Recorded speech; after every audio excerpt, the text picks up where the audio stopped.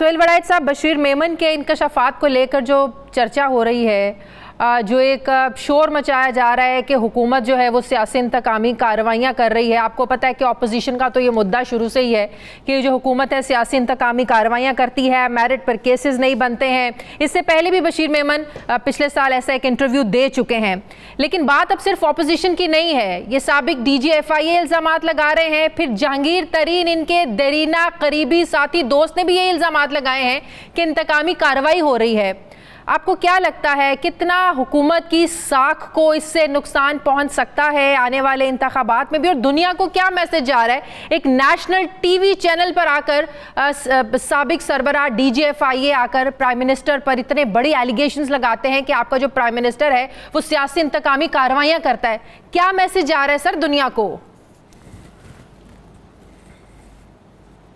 شازیہ، جو بشیر میمن صاحب ہیں، ان کا اگر کیریئر دیکھا جائے تو یہ اس طرح کے سیاسی جو تنازعات ہیں ان کی زد میں رہے ہیں.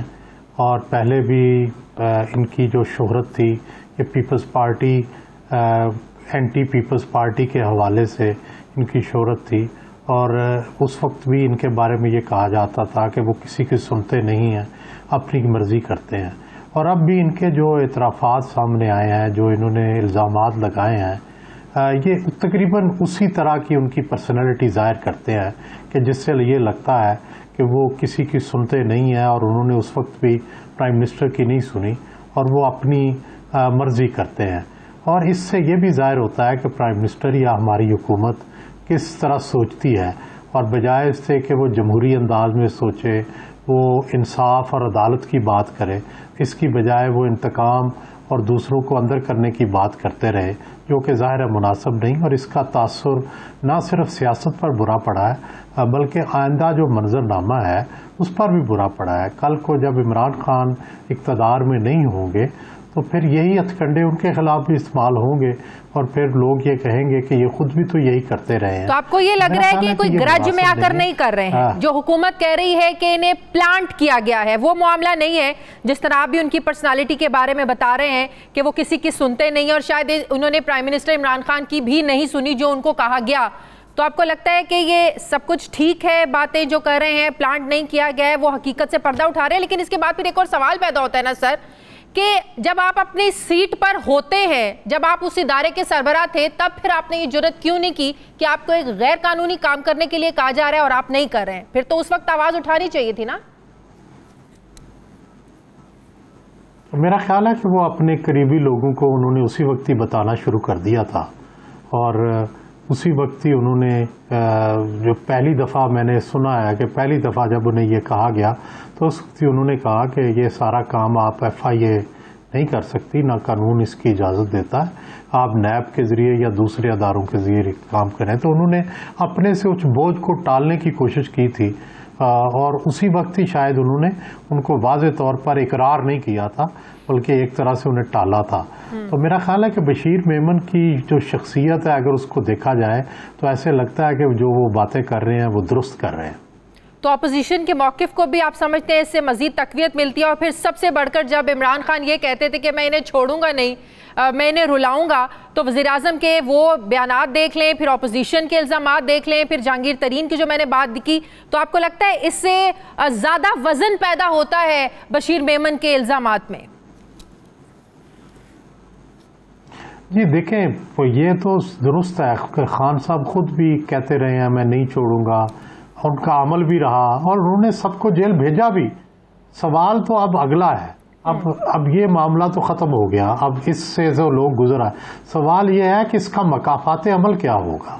کیا یہ جو وہ کرتے رہے ہیں کیا بس یہ دیوار سے مٹ جائے گا، یا یہ دیوار کے اوپر لکھا رہے گا کہ جناب یہ آپ نے کیا تھا اور اب اس کا مکافات عمل یہ ہے. اب تو مکافات عمل کی طرف ہم بڑھ رہے ہیں. میرا خیال ہے جو عمل تھا وہ تو گزر چکا یا گزر رہا ہے، ہم اس دور سے گزر رہے ہیں جب تک ان کی حکومت ہے. لیکن مکافات عمل ان کو دیکھنا پڑے گا. جس نے بھی ایسا کیا ہے ماضی میں ہم نے دیکھا کہ اس کو بھگتنا پڑا ہے. خدا نہ کرے خان صاحب کو بھی یہ بھگتنا پڑے. تو سہیل وڑائچ صاحب ابھی تک تو صرف الزامات ہی ہیں نا، اور حکومت کا آپ سمجھتے ہیں کہ صرف زبانی کلامی آ کر تردید کر دینا ٹیلی ویژن پروگرامز کے ذریعے کافی نہیں ہے، باقاعدہ اس کی انویسٹیگیشن ہونی چاہیے اس سارے معاملے کی، اتنا آسان اور سیدھا معاملہ نہیں ہے یہ؟ بالکل ہونی چاہیے، اور میرا خیال ہے ابھی نہیں ہوگی. جب کوئی حکومت میں ہوتا ہے تو اس وقت تو ایسے الزامات لگتے ہیں، لوگ سنتے ہیں اور ان کو بھلا دیتے ہیں. لیکن اصل بات ہے کہ جو قومی یادداشت ہوتی ہے یا ملکی یادداشت ہوتی ہے، جو میموری ہوتی ہے، نیشنل میموری، اس کے اندر یہ چیزیں رجسٹر ہوتی رہتی ہیں. اور پھر جب موقع آتا ہے سال بعد 2 سال بعد، پھر وہ میموری سے وہ چیزیں نکلتی ہیں اور پھر ان کا احتساب ہوتا ہے. تو ابھی تو میرا خیال ہے کہ یہ نیشنل میموری میں یہ ایک جمع ہو جائے گی، ایک اور زیادتی، لیکن پھر اس کا وقت تب آئے گا جب مقافات عمل کا وقت آئے گا.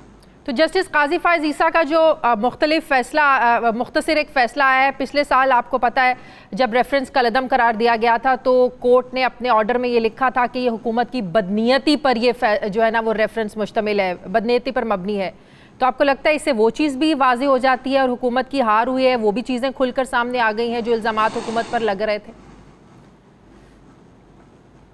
جی وہ تو دیکھیں، بینچ کی جو اکثریتی بینچ کا ہے اس نے یہی فیصلہ دیا ہے کہ یہ جو بدنیتی پر مبنی ہے، اور ایون ایف بی آر بھی ان کی انکوائری نہیں کر سکتا. حالانکہ پہلے بینچ نے یہ قرار دیا تھا کہ جی ایف بی آر انکوائری کر سکتا ہے، اب وہ بھی ودڈرا کر لیا ہے. تو ایک طرح سے قاضی عیسیٰ جو ہیں وہ ونڈیکیٹ ہوئے ہیں، اور حکومت جو ہے جس نے ریفرنس دائر کیا تھا اس کو ڈیفیٹ ہوئی ہے. یہ تو بات بڑی واضح ہے. میجورٹی آف دا ججز نے حکومت کے خلاف فیصلہ دیا ہے بڑا واضح طور پر. صحیح. اچھا، اور یہ دوسرا اس سے پہلے جو تھا لوکل گورنمنٹ کا بھی فیصلہ آیا ہے، ابھی اس کے اوپر بھی عمل نہیں ہوا. لوکل گورنمنٹ جو ہے وہ ادارے دوبارہ سے ریسٹور کر دیے تھے سپریم کورٹ نے، لیکن ابھی تک حکومت نے ان کو اختیار نہیں دیا. وہ بھی شاید کسی وقت بھی دوبارہ توہین عدالت کا کیس لگے گا اور حکومت کو وہ ریسٹور کرنے پڑیں گے. صحیح. اب جتنے حکومت کے سامنے چیلنجز ہیں سہیل وڑائچ صاحب، اپوزیشن کا چیلنج چلیں وہ ہم کہہ سکتے ہیں کہ کسی حد تک وہ کم ہوا کیونکہ تتر بتر ہی ہوگی آپ کی پی ڈی ایم. پھر ترین صاحب کا جو گروپ ہے ہم خیال گروپ، اس سے جو ملاقات کی ہے پرائم منسٹر صاحب نے، آپ کو لگتا ہے وہ دباؤ میں آ کر ملاقات کی ہے؟ بجٹ آ رہا ہے، کہیں نہ کہیں یہ خوف تھا کہ بجٹ میں نہ یہ گروپ رکاوٹ بن جائے، تو بلیک میل تو اس کا مطلب پھر پرائم منسٹر صاحب ہو گئے اس گروپ سے؟ جی میرا خیال ہے کہ جب ملاقات کر لی، ان سے مصالحتی گفتگو کر لی، اور گفتگو کے دوران ان کو تسلی بھی دی، باہر اگرچہ ان کا جو پرائم منسٹر صاحب کے جو ترجمان تھے ان کا اگرچہ بیان اور تھا، اور جو لوگ ملے ہیں ان کا تاثر اور ہے، ان کا تاثر اور ہے، اور وہی ان کو یہ مفاہمت کا تاثر دیا گیا، اور جو بعد میں تاثر دیا گیا کہ نہیں جی کمپرومائز نہیں کریں گے. لیکن میرا خیال ہے کہ کسی حد تک آپس میں انڈرسٹینڈنگ ہو چکی ہے. اچھا، یہ نہیں ہے کہ صرف بجٹ تک کا لالی پاپ دیا گیا ہے؟ نہیں، انڈرسٹینڈنگ ہو گئی ہے. فی الحال لڑائی نہیں ہوگی، شاید لڑائی کے لیے ابھی کچھ وقت کا انتظار ہوگا.